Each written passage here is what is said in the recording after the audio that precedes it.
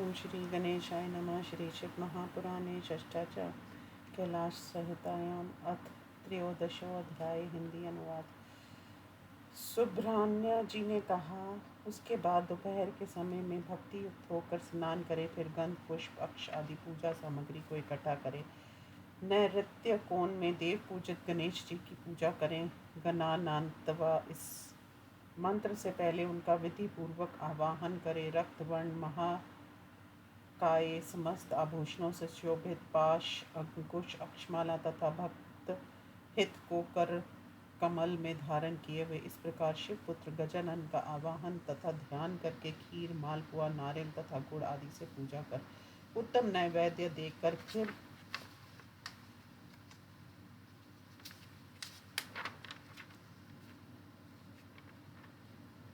तांबूल दें। इस प्रकार उन्हें प्रसन्न कर नमस्कार करें, फिर उनकी प्रार्थना करें। अपने ग्रह सूत्र के अनुसार आज्य का उपासन अग्नि में हवन करें। इसके बाद अग्नि संबंधी मक तंत्र का आरंभ करें। भू स्वाहा आदि 3 मंत्रों से पूर्णाहुति को समाप्त कर फिर अपराह्न तक गायत्री का जप करें। फिर स्नान करके सायंकाल की संध्या करके सायंकाल का हवन करके मौन होकर गुरु की आज्ञा लें। चरु का पाक करके उसमें समिधा अन्न आज्य के भेद से इन्हें रखें। फिर रुद्र सूक्त से अथवा सद्यो जात आदि 5 मंत्रों से हवन करें। ईर्षान आदि 5 वेद मंत्रों से पार्वती सहित शिव जी का उस अग्नि में ध्यान करें। फिर गौरी का ध्यान करके गौरी मिर्याय मंत्र से हवन करें। फिर अग्नय स्विष्ट कृत्य स्वाहा इस मंत्र से एक आहुति दें। हवन के बाद तंत्र को समझकर फिर अग्नि के उत्तर की ओर मौन होकर वस्त्र मृग चर्म या कुश के आसन पर बैठकर ब्रह्मा मुहूर्त तक स्थिर चित होकर गायत्री का जप करें। फिर स्नान करें। असमर्थ होने पर भस्म लगा लें। फिर विधि पूर्वक उसी अग्नि में चारों पाक करके उसे निकाल कर उत्तर की ओर कुशों पर रख दें। उस चरु में घी मिलाकर व्याहृति तथा रुद्र सूक्त के 5 मंत्रों को पढ़े। ईर्षान आदि 5 मंत्रों को पढ़कर शिव जी के चरण कमलों में ध्यान लगाकर प्रजापति इंद्र विश्व देवा और ब्रह्मा इनके चतुर्थ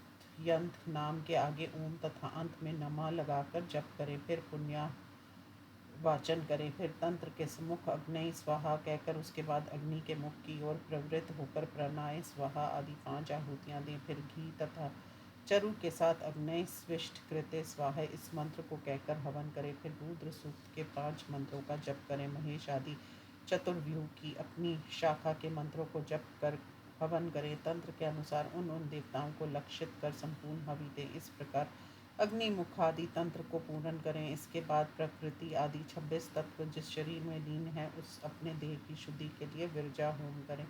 मेरे शरीर में स्थित ये तत्व शुद्ध हो ऐसा स्मरण करते हुए आत्म शुद्धि के लिए अरुण के तुक मंत्रों का ये मुनि पृथ्वी आदि पुरुषांत पाठ करे। शिव जी के चरण कमलों का ध्यान करता हुआ घी और चरु के साथ मौन होकर हवन करे। पृथ्वी आदि शब्द आदि वाक आदि 5 श्रोत्र आदि 5 इंद्रियां सिर पाद पीठ उदर ये 4 जांग त्वचा आदि 7 धातुएं प्राण आदि तथा अन्न आदि 5 कोश मन बुद्धि अहंकार ख्याति संकल्प गुण प्रकृति पुरुष का भोजन के प्रति भोक्ता स्वरूप ये अंतरंग रूप से 5 तत्व कहे गए हैं। हे मुनिवर, नियति काल राग विद्या तथा कला ये माया से ही उत्पन्न है। वेद में प्रकृति को ही माया कहा गया है, उसी से ये तत्व उत्पन्न हुए हैं ऐसा निस्संदेह वेद वचन है। काल स्वभाव का नाम ही नियति है ऐसा वेद ने कहा है। इन्हीं 5 के समूह को पंचकुंचुक कहा जाता है। इन 5 तत्वों को ना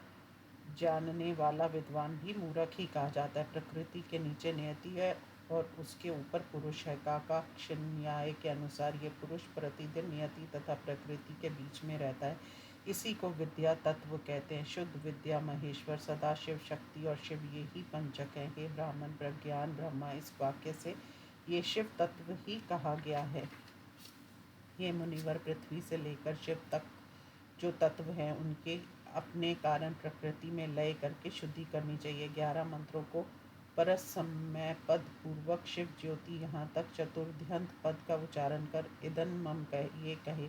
इसी का नाम प्रकृति देवता के उद्देश्य से त्याग है। इसके बाद विविध्याय स्वाहा कष्ट पोताय स्वाहा व्यापकाय परमात्मने इदन मम शिव ज्योति यहाँ चतुर्थी विभक्ति लगाकर फिर विश्वभूत को जोड़े, फिर भस्नोत्सुकाय तथा त्रैलोक्य व्यापिने परमात्मने देवाय इंद्र इदनमम ऐसा कहें। उत्तिष्ठ इस मंत्र में ओम विश्व रूपाय पुरुषाय स्वाहा ये कहें, फिर त्रैलोक्य व्यापिने परमात्मने शिवाय इदनमम कहकर आहुति दे। अपनी शाखा की विधि के अनुसार तंत्र कर्म को करके पुरोहित को घी मिलाए हुए चरु को खिलाएं, फिर उन्हें सुवर्ण आदि दक्षिणा दे। ब्रह्मा को विदा करके प्रातःकाल उपासना संबंधी हवन करें। समा से दंतु मरुत इस मंत्र का जप करें। याते अग्नि इस मंत्र के अग्नि को जलाकर अद्वैत तेज वाली अपनी आत्मा में हाथ से अग्नि का आरोपण करके फिर प्रातःकाल की संध्या करके सूर्य को प्रणाम करें। नाभि तक जल में प्रवेश कर उन मंत्रों को प्रेम से सावधान होकर पढ़े,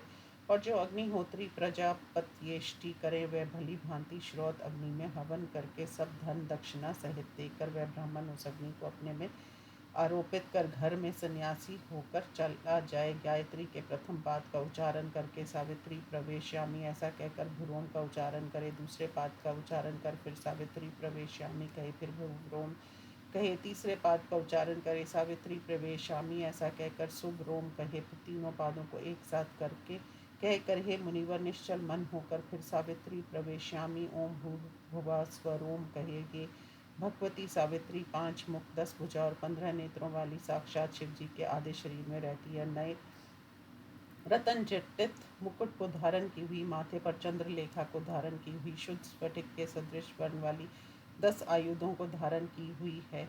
हार केयूर कटक किंकिनी नुपुर रतन भूषण आदि से जिनके शरीर व्यव शोभित हैं और जो दिव्य वस्त्र धारण की हुई हैं। ब्रह्मा विष्णु देव ऋषि गंधर्व दानव तथा मनुष्यों से सदा सेवनीय तथा सबकी आत्मा में सदा रहने वाली शिवा सदा शिव देव की मनोहर धर्म पत्नी अजा निर्गुणा त्रिगुणा तीनों लोगों को जन्म देने वाली जगदम्बा है। ऐसा विचार कर गायत्री का जप करें।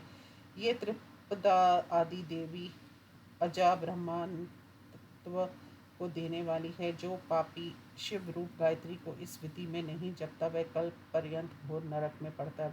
व्राहित्यों से उत्पन्न हुई वह गायत्री व्राहित्यों में लीन हो जाती है और वह प्रणव से उत्पन्न व्याहृतियाँ प्रणव में ही लीन हो जाती है। प्रणव शिववाचक है, यही सब वेदों का आदि है। सब मंत्रों में श्रेष्ठ तथा मंत्रों का राजा महावीर है। शिव प्रणव है और प्रणव ही शिव है। वाच्यवाचक में कोई भेद नहीं होता है। काशी में शरीर त्यागने वाले को शिव जी यही महामंत्र सुनाकर उत्तम मुक्ति देते हैं। इसलिए परम कारण एकाक्षर ओम रूपी शिव जी का उत्तम महात्मा अपने हृदय कमल में ध्यान करते हैं, और जो दूसरे धीर मुमुक्ष विरक्त तथा लौकिक पुरुष मन से विषयों को हटाकर परम शिव की उपासना करते हैं, फिर गायत्री का शिववाचक ओंकार में लय करके अहम वृक्ष अनुवाक का जप करें। यश छंद साम ऋषभ इस अनुवाक से लेकर श्रुतु में गोपाय तक का पाठ करें। फिर उतिथो हम कहें। पहले इन मंत्रों का मंद मध्य उच्च स्वर से 3 बार प्रणव के साथ सृष्टि स्थिति लय से के क्रम से फिर इन्हें मन में जपें। उनका क्रम इस प्रकार है। भूम संयस्तम भुवम संयस्तम सुवम संयस्तम इस प्रकार कहकर इन सब मंत्रों के अंत में इस प्रकार मया लगा दें। ओम भूर्भुवः स्वः संयस्तम मया इस प्रकार समष्टि व्याहृति का उच्चारण करें। हे मुनि मंद मध्य क्रम से उक्त मंत्र का उच्चारण करते समय हृदय में सदा शिव का ध्यान करता रहे। इस प्रकार सावधान हो इन प्रेष मंत्रों का जप करके मुझसे सभी प्राणी निर्भय रहे। अभय स्वर भूतेभ्यो मत स्वाहा इस मंत्र का जप करें। अंजलि में जल लेकर पूर्व दिशा में छोड़ दें। अपने हाथ में शिखा और यज्ञोपवीत हटाकर हाथ में जल लेकर वह जाया स्वाहा ओम भू समुद्रम गच्छ स्वाहा कहकर उपयुक्त प्रेष मंत्रों का उच्चारण कर शिखा तथा यज्ञोपवीत को जल में डाल दे।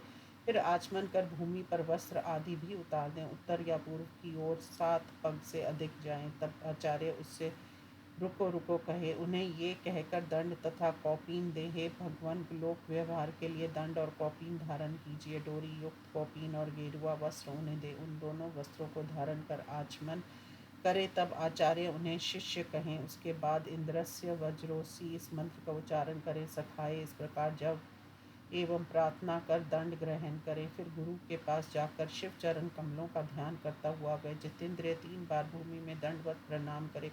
फिर धीरे से उठकर श्रद्धा से अपने गुरु की ओर देखता हुआ हाथ जोड़कर गुरु चरणों के समीप बैठे कार्य आरंभ करने से पहले शुद्ध गोबर को लेकर बड़े आंवलों के समान उसके गोले बनाकर उन्हें सुखाए। सूर्य की किरणों से सूखे जाने पर उन्हें होम की अग्नि में रखते। होम हो जाने पर उनकी भस्म को लेकर सुरक्षित रखते। तब गुरु विरज अग्नि से बनी हुई उस भस्म को अग्नि ऋति भस्म इत्यादि मंत्रों के क्रम से सब अंगों में सिर से चरण तक ईशान आदि मंत्रों से त्रिपुंड धारण करे। त्र्यंबकम यजामहे इन मंत्रों से सिर से आरंभ कर लगाएं। भक्ति युक्त होकर वह श्रेष्ठ उमा प्रिय शिव का ध्यान करे। तब गुरु शिष्य के सिर पर हाथ रखकर कहे, ऋषि का उच्चारण कर उसके दाहिनी कान में 3 बार प्रणव का उच्चारण करे। फिर कृपा करके गुरु श्रेष्ठ 6 प्रकार के प्रणव के अर्थ को शिष्य से कहे। तब वह शिष्य 12 प्रकार से भूमि में गुरु को दंड प्रणाम करे।